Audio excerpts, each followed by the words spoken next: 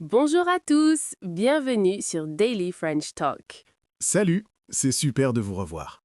Je suis Emma et voici Jack. Nous sommes là pour vous aider à parler français tous les jours.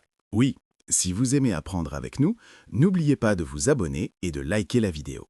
Aujourd'hui, nous allons parler d'un verbe très important en français. Il est partout. Le verbe faire. C'est notre star du jour. Alors Jack, comment ça va aujourd'hui? Je vais très bien, merci. Et toi? Moi aussi, merci. Qu'est-ce que tu as fait ce week-end? As-tu fait quelque chose d'intéressant? Oui, samedi j'ai fait du vélo et dimanche j'ai fait la grasse matinée. Et toi? J'ai fait du shopping samedi et dimanche, j'ai fait un gros gâteau au chocolat. Gâteau? Tu as fait un gâteau? Où est-il? Il est fini. Je l'ai fait et puis je l'ai mangé. Oh non! La prochaine fois, fais-moi un gâteau s'il te plaît. D'accord, promis. Commençons notre leçon sur le verbe faire. Jack, comment est-ce que tu expliquerais ce verbe à quelqu'un qui débute? Je dirais que c'est le verbe le plus utile de la cuisine française. On fait la cuisine, on fait un gâteau. Oui, mais c'est plus que ça. Littéralement, faire signifie créer ou accomplir une action. C'est comme to do ou to make en anglais. Mais en français, il a tellement d'utilisations différentes. C'est vrai, parfois il n'a pas de logique. Il faut juste apprendre les expressions. Exactement. Commençons par la base, la conjugaison. C'est un verbe irrégulier, alors répétons ensemble. Je fais, Je fais, tu fais, tu fais, il fait ou elle fait, il fait, elle fait, nous faisons, nous faisons, vous faites, vous faites, ils font ou elles font. ils font, elles font. Parfait. Maintenant, la première grande catégorie, la météo. En français, pour parler du temps qu'il fait, on utilise presque toujours faire. Jack, quel temps fait-il aujourd'hui? Aujourd'hui, il fait beau, le soleil brille. Mais hier, il faisait mauvais. Il faisait froid et il faisait du vent. Très bien. Les apprenants, répétez après nous. Il fait beau, il fait chaud, il fait froid, il fait doux, il fait mauvais, il fait du soleil, il fait du vent, il fait nuit. Il fait nuit est intéressant. On ne dit pas il est nuit. On dit il fait nuit. Comme pour le jour, il fait jour. Oui, c'est une particularité. Passons à la deuxième grande catégorie, les sports et les loisirs. Ici, on utilise faire avec de ou du ou de la. Par exemple, je fais du sport. Moi, je fais du football. En été, je fais de la natation. Et toi, Emma? Je fais du yoga, je fais de la randonnée et nous faisons du vélo ensemble le week-end. Oui, c'est vrai. On fait du vélo. Mais attention, pour les jeux comme les échecs ou les cartes, on dit jouer à. Je joue aux échecs. Mais pour les activités physiques, c'est faire de. Excellente précision, Jack. Troisième catégorie, les tâches et les corvées. La vie quotidienne est pleine de faire. Je fais le ménage, je fais la cuisine, je fais la vaisselle. Je fais les courses. Je fais le lit. Je fais la lessive.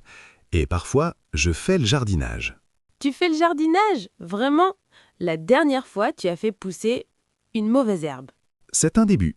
Au moins, j'ai fait un effort. Ce qui m'amène à une autre chose. Faire un effort. C'est une expression très utile. Ah oui, les expressions, c'est la partie la plus amusante. Faire attention signifie be careful. Faire un effort signifie make an effort.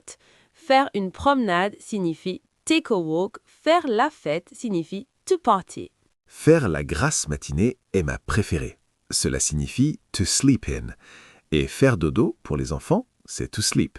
Il y a aussi faire des achats ou faire du shopping, faire un voyage, faire une réservation, faire une erreur. Ne pas oublier faire peur, to scare, et faire mal, to hurt.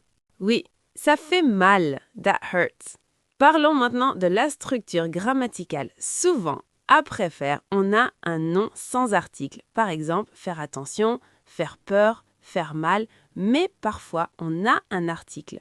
Faire le ménage, faire du sport. C'est un peu compliqué, mais avec la pratique, ça vient.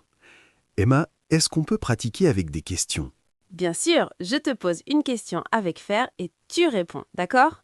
Qu'est-ce que tu fais pour rester en forme? Pour rester en forme, je fais du sport. Je fais de la musculation 3 fois par semaine. Et qu'est-ce que tu fais comme tâche à la maison? À la maison, je fais la vaisselle. Je fais aussi la poussière et le week-end, je fais le repas du dimanche. Très bien. Maintenant, posons des questions aux apprenants. Écoutez et répondez dans votre tête.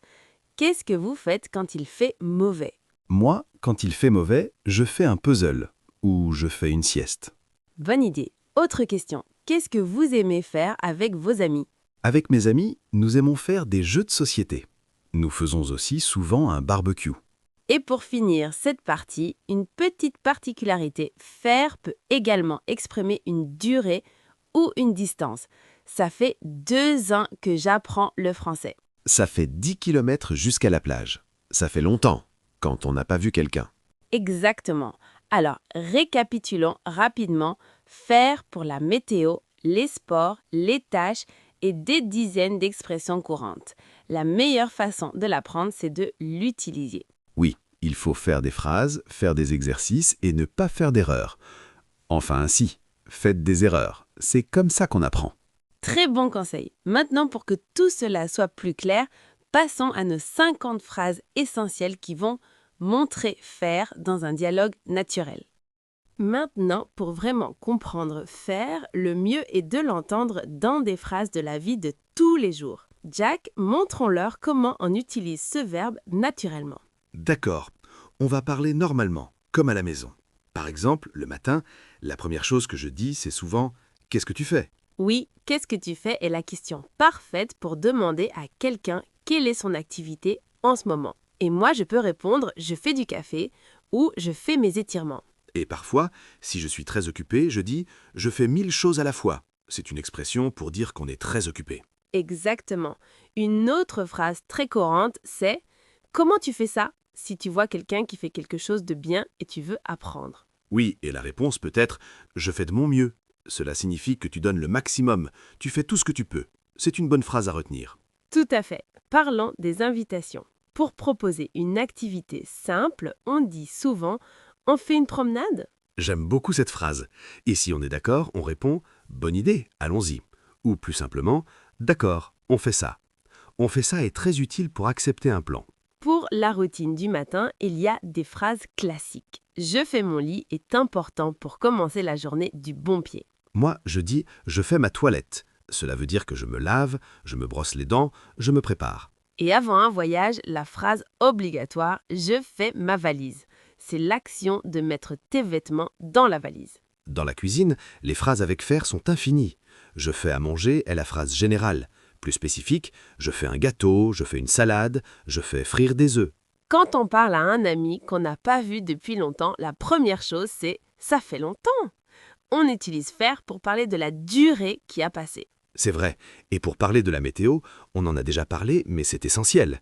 Il fait un temps magnifique aujourd'hui. Ou le contraire, il fait un temps affreux. Pour exprimer une préférence personnelle face au temps, on dit « il fait trop chaud pour moi » ou « il fait pas assez chaud ». Pour parler de l'avenir proche, on demande « Qu'est-ce que tu fais ce soir ?» ou « Qu'est-ce que tu fais demain ?» Et on peut répondre « je fais des courses » ou « je fais du sport avec un ami ». Au magasin ou au marché, pour demander le prix, on dit « Ça fait combien ?» C'est très informel et très courant. Et le vendeur répond « ça fait 10 €, s'il vous plaît ». Ici, faire signifie coûter, le total est de. Pour exprimer qu'on attend depuis longtemps, on utilise encore faire. Ça fait 2 heures que j'attends le bus. La structure « ça fait plus temps que » est super importante. Pour la sécurité, on dit souvent « fais attention » à un enfant, à un ami qui traverse la rue. C'est l'équivalent de « be careful ». Si on veut être gentil et laisser l'autre personne décider, on dit « fais comme tu veux ». Cela signifie « fais ce que tu préfères, je suis d'accord ». Quand on reçoit des invités, on propose toujours « je fais du café, tu en veux ?» ou « je fais du thé ». Et la réponse polie est « oui, volontiers, fais-en un peu, merci ». Fais-en est la forme contractée de « fais du café ». Au travail, on dit « je fais un rapport » ou « je fais une présentation ». Et on peut complimenter un collègue « il fait du bon travail ». Pour parler de vacances ou de visites, je fais un séjour à la campagne. Séjour signifie un court voyage où on reste quelques jours. Dans la vie de famille, une grande nouvelle, ils font un bébé. C'est une façon informelle de dire qu'ils attendent un enfant.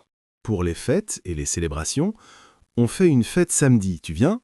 Et si c'est une bonne fête, le lendemain on dit « j'ai fait la fête toute la nuit ». Mais si la fête est trop bruyante, il faut se plaindre poliment. Tu fais trop de bruit. Peux-tu parler moins fort? Et si ce n'est pas intentionnel, on s'excuse. Désolé, je ne le fais pas exprès. Faire exprès veut dire faire volontairement. Donc ne pas faire exprès, c'est faire sans le vouloir. Une des expressions les plus réconfortantes en français, ne t'en fais pas. Cela veut dire ne t'inquiète pas. S'en faire est une expression qui signifie s'inquiéter. Pour parler d'une habitude ou d'une durée qui continue, on dit « je fais du sport depuis 3 ans » ou « je fais du piano depuis que je suis enfant ». Quand on doit prendre une décision, on dit « je fais un choix ». C'est l'action de choisir. Pour le nettoyage, en plus du ménage, il y a « je fais la poussière », enlever la poussière, et « je fais les vitres », nettoyer les fenêtres. Si quelque chose est cassé, on dit souvent « je fais réparer ma voiture ». Ici, c'est une construction différente. Faire plus infinitif signifie que tu demandes à quelqu'un d'autre de faire l'action pour toi. En mathématiques, pour les additions, on utilise « faire ». 2 et 2 font 4. C'est la seule fois où il est égal à égaler. Pour nous marquer une ressemblance familiale, on peut dire « tu fais la tête de ton père ». Cela signifie « tu as la même expression ou le même visage que ton père ». À l'école, les enfants font une dictée. C'est un exercice où le professeur lit un texte et les élèves l'écrivent. Pour les courses alimentaires traditionnelles, on dit « je fais le marché le samedi matin ». Faire le marché, c'est aller au marché en plein air. La lessive, je fais une machine ou je fais la lessive. Une machine signifie une machine à laver le linge. Pour se dépêcher quelqu'un, on dit « dépêche-toi ». Fais vite. Fais vite est une impérative pour dire « agis rapidement ». Pour encourager un apprenant, on dit « tu fais des progrès énormes ». C'est le meilleur compliment. Et l'apprenant peut répondre « merci, je fais des efforts ». Faire des efforts, c'est essayer, travailler dur pour y arriver. Si on a passé une mauvaise mimi, on explique « j'ai fait un cauchemar ». Un cauchemar, c'est un mauvais rêve. Et pour le rassurer, on dit « ne fais pas de cauchemar, tout va bien ». Ici, c'est au futur, n'aie pas de cauchemar cette nuit. Si quelqu'un dit quelque chose de surprenant, on peut répondre « tu fais une blague ?» C'est comme dire « are you joking ?» Et la réponse sérieuse est « non, je fais sérieusement » ou « non, je parle sérieusement ». Et la phrase préférée de tout le monde le soir, « je suis fatigué, je vais faire dodo ». Faire dodo est le langage des enfants pour dormir, mais les adultes l'utilisent aussi pour être mignons. Voilà. À travers toutes ces phrases, tu vois comment faire est partout. Ce n'est pas qu'un verbe, c'est un outil pour parler de presque tout. Nous avons utilisé beaucoup de mots aujourd'hui avec le verbe faire. Prenons un moment pour les revoir ensemble pour être sûr que tout est clair. Bonne idée. C'est vrai, parfois on entend un mot, mais on n'est pas tout à fait sûr de sa signification. Commençons par un mot agréable, une promenade. Ah, une promenade. C'est une activité tellement française. Jack, comment est-ce que tu définirais une promenade? Pour moi, une promenade, c'est une marche lente, sans but précis, pour le plaisir. On se promène dans un parc, en ville, à la campagne. On dit faire une promenade ou se promener. Ce n'est pas du sport, c'est pour se détendre. Exactement. C'est l'opposé de faire du jogging. Une promenade, c'est calme. Ensuite, un mot très pratique, les courses. Les courses. Attention, ce n'est pas la même chose que la course, running. Les courses, au pluriel, c'est l'action d'acheter de la nourriture, des produits pour la maison. Faire les courses, c'est aller au supermarché, à l'épicerie. On peut aussi dire faire des courses ou faire du shopping si on parle d'acheter des vêtements, par exemple, mais généralement, les courses, c'est pour l'alimentation. Un mot que j'adore et que je pratique souvent le dimanche, la grasse matinée. Oui, tu es un expert. Explique-leur, Jack. Avec plaisir. Faire la grasse matinée, c'est rester au lit tard le matin, bien après l'heure normale du réveil. C'est un vrai luxe, un plaisir du week-end. Le mot grasse vient d'une vieille idée que dormir est un plaisir un peu indulgent. C'est un must pour se reposer. Passons à une corvée moins amusante, la vaisselle. La vaisselle, c'est tous les plats, assiettes, verres et couverts sales après le repas. Et faire la vaisselle, c'est l'action de les laver. C'est une tâche ménagère très commune. Et souvent, on discute pour savoir qui va la faire. Un mot plus général pour toutes les tâches de la maison, le ménage. Le ménage, c'est l'ensemble des actions pour nettoyer la maison. Passer l'aspirateur, épousseter, nettoyer la salle de bain. Faire le ménage prend souvent du temps le samedi matin. Exactement. Parlons maintenant d'un mot pour les voyages, un séjour. Un séjour, ce n'est pas une voyage d'une seule journée. Faire un séjour à la montagne, cela signifie y aller et y rester plusieurs jours, une semaine peut-être. C'est un séjour touristique ou un séjour linguistique. C'est l'idée de s'installer quelque part pour une courte durée. Un mot important pour la vie quotidienne, un choix. Un choix, c'est l'action de choisir, de décider entre plusieurs possibilités. Faire un choix peut être difficile parfois. C'est un mot très simple, mais très puissant.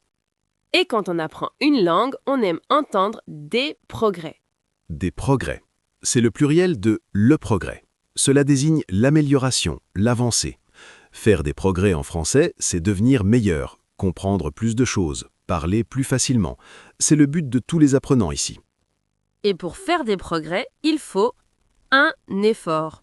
Un effort, c'est la concentration et l'énergie que tu mets pour faire quelque chose de difficile. Faire un effort pour parler, pour écouter, pour mémoriser.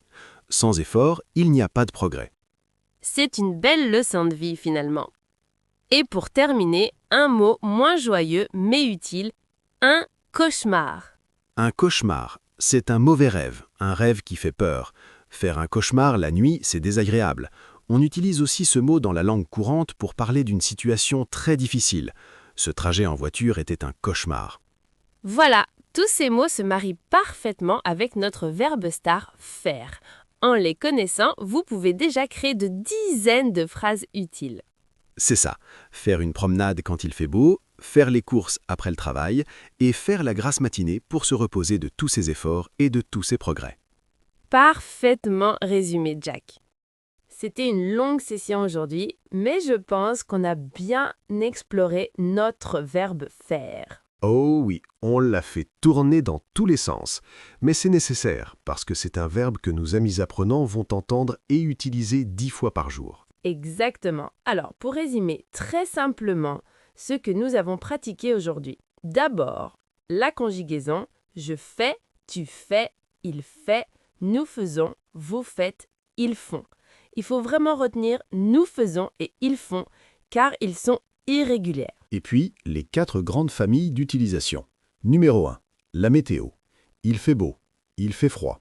Le temps qu'il fait dépend toujours de faire. Numéro 2, les sports et les loisirs. Faire du sport, faire de la natation, faire de la guitare. Ici, on utilise faire de pour parler de nos activités régulières. Numéro 3. Les tâches et les corvées de la vie quotidienne. Faire le ménage, faire la cuisine, faire les courses. C'est le faire pratique, un peu moins amusant parfois. C'est vrai. Et numéro 4, peut-être le plus riche, les expressions idiomatiques. Faire attention, faire la fête, faire la grasse matinée, ne t'en fais pas. Ce sont des phrases toutes faites qu'il faut apprendre par cœur. Et n'oublions pas qu'on l'utilise pour exprimer une durée avec « ça fait » ou pour demander un prix avec « ça fait combien ». Vraiment, ce verbe fait tout. Il fait tout, c'est le mot juste. Maintenant, pour que vous puissiez pratiquer immédiatement, voici notre question du jour. Elle est simple et utilise notre verbe. Oui, la voici. Qu'est-ce que tu aimes faire le week-end pour te détendre ? En français, se détendre signifie to relax. Alors, qu'est-ce que vous aimez faire le week-end pour vous détendre ? Par exemple, moi, j'aime faire de longues promenades en forêt ou faire une sieste sur le canapé. Moi, pour me détendre, j'aime faire du bricolage ou faire un puzzle. Et parfois, juste ne rien faire. Ne rien faire est aussi une activité très valable. C'est vrai, ne rien faire est un excellent plan. Alors, s'il vous plaît, écrivez votre réponse dans les commentaires ci-dessous. Utilisez « j'aime faire » ou « le week-end, je fais ». Nous lisons chaque commentaire avec beaucoup d'attention et de joie. Vraiment, ça nous fait très plaisir de vous lire et de voir vos progrès. N'ayez pas peur de faire des erreurs. C'est comme ça qu'on apprend. Absolument. Faites des phrases, même courtes. Nous sommes là pour vous encourager. Et si vous avez aimé cette leçon sur le verbe faire, un petit like nous aide énormément à continuer. Et pour ne rien rater de nos prochaines conversations, n'oubliez pas de vous abonner à la chaîne et de cliquer sur la clochette. On se retrouve très bientôt pour un nouveau sujet de la vie quotidienne. Merci infiniment pour votre attention et votre participation. Continuez à pratiquer, continuez à faire des efforts et vous allez faire des progrès formidables. À très bientôt. Salut tout le monde! Au revoir!